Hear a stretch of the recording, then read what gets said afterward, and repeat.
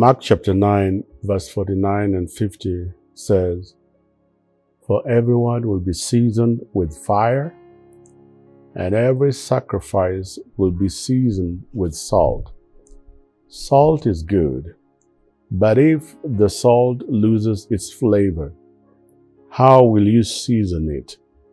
Have salt in yourselves and have peace with one another." It is very evident. The Bible says we are the salt of the earth.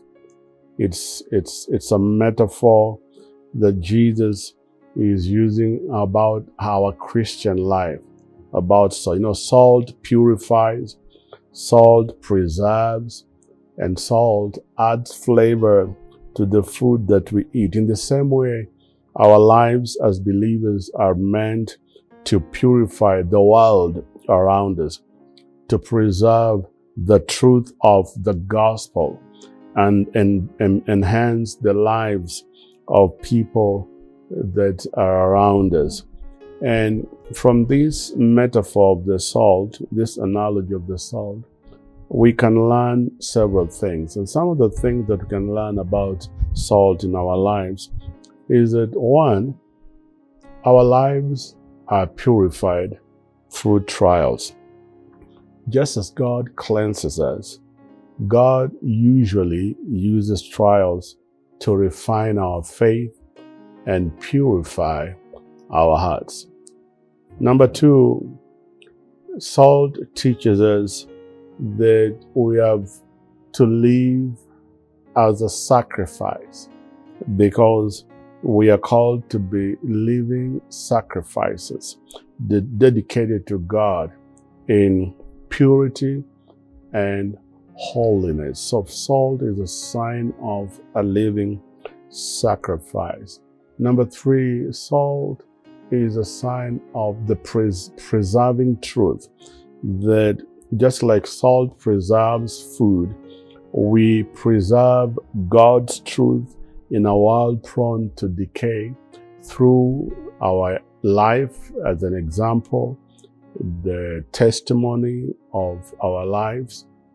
The gospel that we preach brings preservation in our environment, in our nation. Actually, if you destroy the church, you destroy that nation. The fourth truth that we can learn about the metaphor of salt is that salt will maintain the spiritual fervor in a community, that we must remain spiritually vibrant, engaging in prayer and the word, so that we do not lose our effectiveness. If we don't maintain our spiritual fervor, our desire for the word and prayer and fellowship, then it's very easy to lose our effectiveness.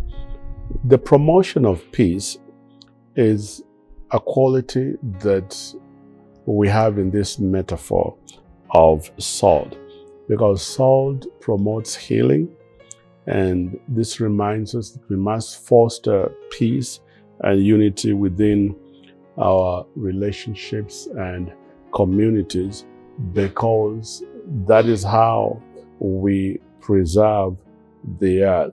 And so the Bible is very clear that we are the salt of the earth, and our work is to bring purification, preservation, and promotion of peace in our lives and the people around us.